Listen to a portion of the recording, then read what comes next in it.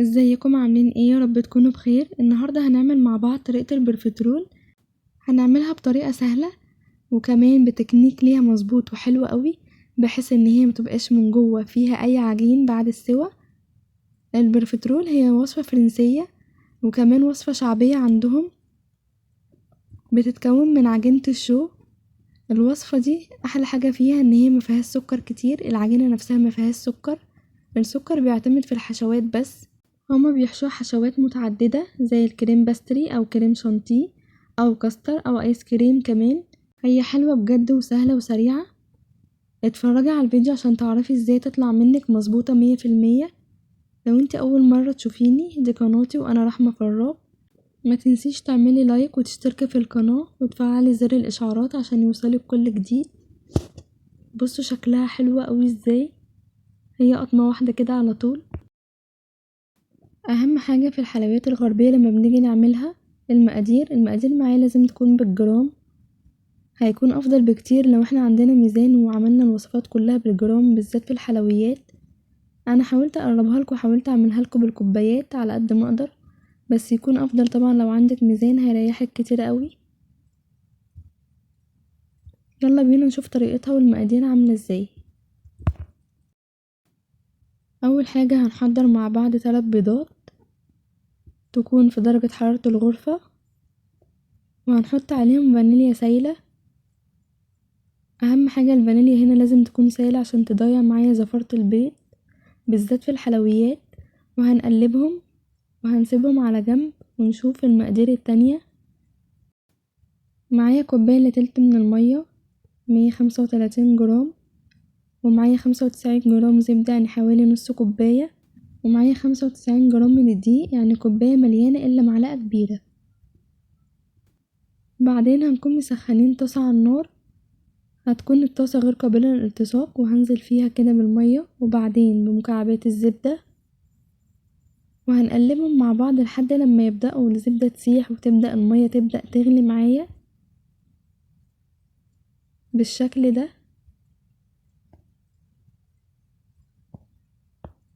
هبدأ انزل بالدقيق في المرحلة دي وهنقلب كويس قوي، هنقلب على طول كده وهنقلب كويس قوي زي ما احنا شايفين لحد لما العجينة تلم معايا. نقلب على طول عشان الدقيق ما يبقاش معايا ابيض، الدقيق كله يستوي معايا بالشكل ده. هنهدي النار، في الاول كانت النار عالية وبعدين هنبدأ نهديها اول لما الدقيق يلم معايا،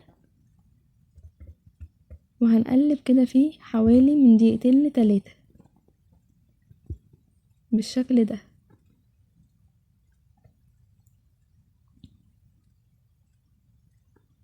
اول لما تبدأ اما تلم معايا كويس قوي، هننزلها من على النار وهنحطها في البولة اللي احنا نشتغل فيها. هنبدأ نفردها كده زي ما احنا شايفين، بطلع منها كل البخار عشان تبدأ تهدى معايا شوية. هنسيبها تهدى والبخار كله يطلع منها، وابدأ انزل بالبيض عليها يا دوبك بس البخار يطلع منها، لازم تكون العجينة دافية شوية، وابدأ انزل بالبيض زي ما احنا شايفين.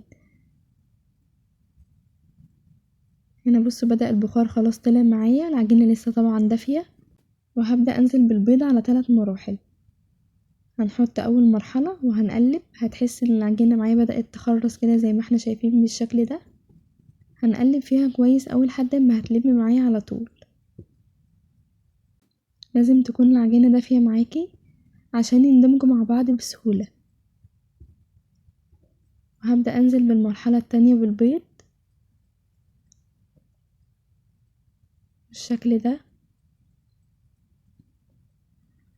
بدأت ان انا احاول ان انا اقلبها بالويسك كده، بس بصراحة ما عجبنيش زي الاسباتولا، كانت سهلة معايا واسهل. بصوا هنا دخلت ازاي العجينة جوه الويسك واتكتلت ازاي، ما كانتش احسن حاجة معايا.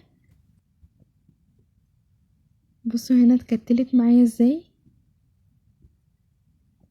لا ما تجربوش الويسك، خلينا بالاسباتولا كده زي ما احنا.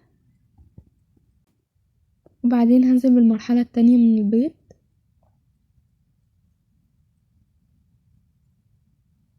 وهنقلب كويس قوي.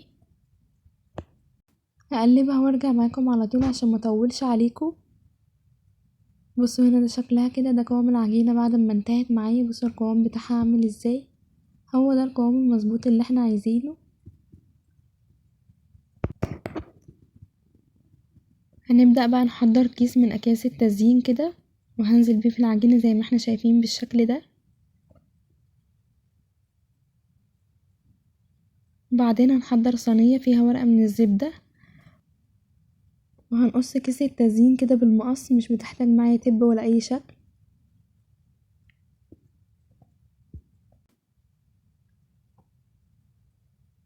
وبعدين هنبدأ نضغط بالشكل اللي احنا شايفينه ده، هنثبت كده شوية ونضغط بالشكل ده، وهنحاول نسيب مسافة بين كل واحدة والتانية عشان هي بتكبر معايا في الفرن.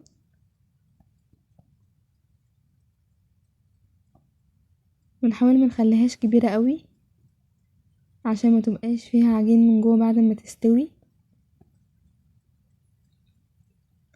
بصوا هنا بالشكل ده. اهم حاجة عندي بقى هي التسوية، هندخلها على درجة حرارة عالية، على درجة حرارة 190 لمدة تلت ساعة، لمدة 20 دقيقة. بعد كده هنهدي النار شوية على 160 لمدة 10 دقايق، وبعدين بطفي الفرن واسيبها 10 دقايق كمان في الفرن. انا بعمل الخطوات دي كلها ليه في التسوية؟ عشان اتأكد من جوه ان هي بعد ما افتحها ما يبقاش فيها اي عجين. وده شكلها معايا بعد ما استوت. بصوا لونها من تحت حلو قوي ازاي، لونها كمان من فوق جميل جدا، كمان مقرمشة كده، كان نفسي اسمعكوا صوت القرمشة. اهم حاجة بقى من جوه، بصوا عاملة حلوة جدا جدا جدا، التسوية بتاعتها حلوة قوي، مفيش اي عجين زي ما احنا شايفين بالشكل الحلو ده. بجد شكلها حلو وناجحة قوي، وهتنجح معاكي من اول مرة. يلا بينا نجهز للحشو بتاعها. انا هعمل حشوها بكريم باستري، معايا 2 من صفار البيض، ومعايا كوباية من اللبن بدفيها شوية على النار، ومعايا 3 معالق من السكر، ومعايا معلقة ونص كبيرة من النشا. بدأت كده اجيب الحلة وهنزل ب2 صفار البيض، وعليها فانيليا سايلة زي ما قلنا، اهم حاجة الفانيليا مع البيض، ومعايا 3 معالق من السكر. الناس اللي مبتحبش السكر اوي ممكن نقلل كمان ونخليه معلقة ونص لو انتي مبتحبيش الحلويات مسكرة. وهنحط المعلقة ونص من النشا وعليهم رشة من الملح، وهنقلب كويس اوي المقادير دي كلها مع بعض بالشكل ده. وطبعا على النار بندفي اللبن زي ما قلنا، حاجة بسيطة بس. وهبدأ انزل كده بشوية من اللبن بالشكل ده ونقلب. وبعدين هنزل بباقي الكوباية كلها، هنقلبه كويس قوي، وهنروح بالخليط ده كله على النار لحد لما يبتدي يتقل معايا، وبكده يكون الكريم باستري جاهز معايا. هنحطه على النار كده وهنقلب فيه لحد لما يتقل معايا بالشكل اللي احنا شايفينه ده. بصوا ابتدى يتقل معايا ازاي بالشكل ده. وبعدين هنبدأ نصفيه عشان لو فيه اي تكتلات بالشكل ده. انا بقى هقسم نص الكمية معايا بتاعة الكريم باستري بحبة كده، هحط فيهم شوكولاتة زي ما احنا شايفين بالشكل ده، وهنسيبها على جنب لحد ما الشوكولاتة تبدأ تسيح.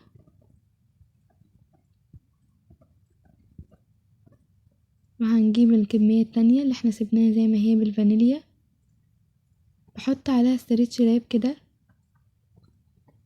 لازم احط عليه عشان ميعملش معايا قشر ولما اجي اقلبه يبقى فيه تكتلات كتيرة. وبعدين هنروح للشوكولاتة، الجزء اللي احنا عملناه مسحتش معايا حلو، فبدأت ان انا اسيحها على حمام مائي، بقت معايا بالشكل الحلو ده. وهنحط برضو عليها رول ستريتش كده زي ما احنا شايفين عشان ما يكونش معايا قشرة بالشكل ده. هنسيبهم على جنب وهنضرب شوية كده من كريم الشانتيه بالشكل ده. نبدأ بقى نشيل الرول ستريتش اللي احنا قلنا عليه،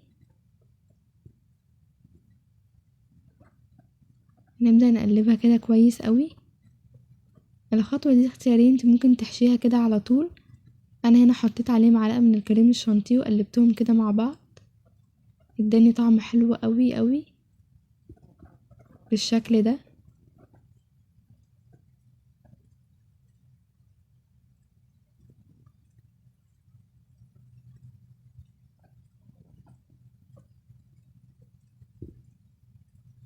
وكمان هنجهز معايا الشوكولاتة وهنحطهم في اكياس التزيين عادي. انا كان عندي تبات صغيرة قوي هنا حطيتها عشان احاول ان انا احشي بيها. بصوا بقى في طريقتين للحشو، ان انا اجيب كده خلة من الشيش طاووق وابدأ ان انا كده اعمل لها خرم صغير كده من تحت وابدأ ان انا احشي فيه بالشكل ده،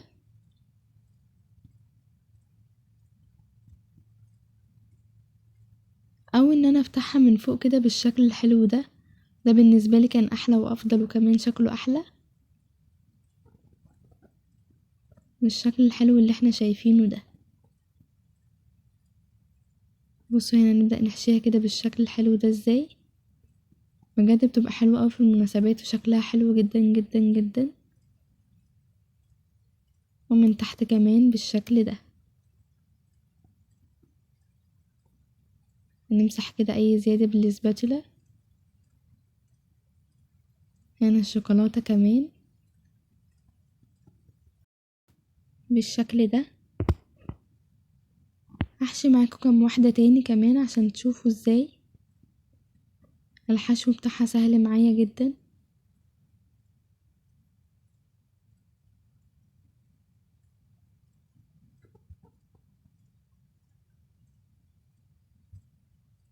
كده خلاص حشينا الكمية كلها زي ما احنا شايفين. تزيين بقى بأي حاجة موجودة عندك. انا كان عندي شوكولاتة بيضة سيحتها على حمام مائي بمعلقتين من الزيت وحطيتها كده في كيس من اكياس التزيين، او ممكن تعملي كورنيه من ورق الزبدة وهننزل كده عليها بخطوط كده زي ما احنا شايفين. وكان عندي هنا صوص شوكولاتة كمان بدأت ان انزل عليها بالشكل ده. بجد مش عارفة اوصفلكوا بصراحة ريحتها كانت حلوة اوي ازاي. ريحة العجينة كانت حلوة جدا كمان ومحشية كريم باستري اللي هو ريحته احلى، مع كمان صوصات الشوكولاتة. بجد كانت ريحتها حلوة جدا جدا جدا جدا. طعمها حلو يستاهل انك تعمليها بجد، من الوصفات الحلوة والسهلة والسريعة. بصوا شكله عامل ازاي، بجد شكلها حلو قوي قوي قوي قوي وحلوة وسريعة وسهلة. وجربي كمية قليلة كده زي ما انا عملت هتعجبك قوي. هي الواحدة كده على قطمة واحدة كده على طول. بجد شكلها حلو وطعمها حلو. بصوا كده من جوه شكلها عامل ازاي. هي بصراحة احلى حاجة حلوة معاها هي الكريم باستري، كان طعمه وريحته معاه حلوة جدا جدا جدا. كمان ممكن تجربوها بالايس كريم هتبقى حلوة قوي. ايس كريم في ديسمبر بقى زي ما بيقولوا. لو الفيديو عجبك واستفدتي ما تنسيش تعملي لايك وتشتركي في القناة وتفعلي زر الاشعارات عشان يوصلك كل جديد.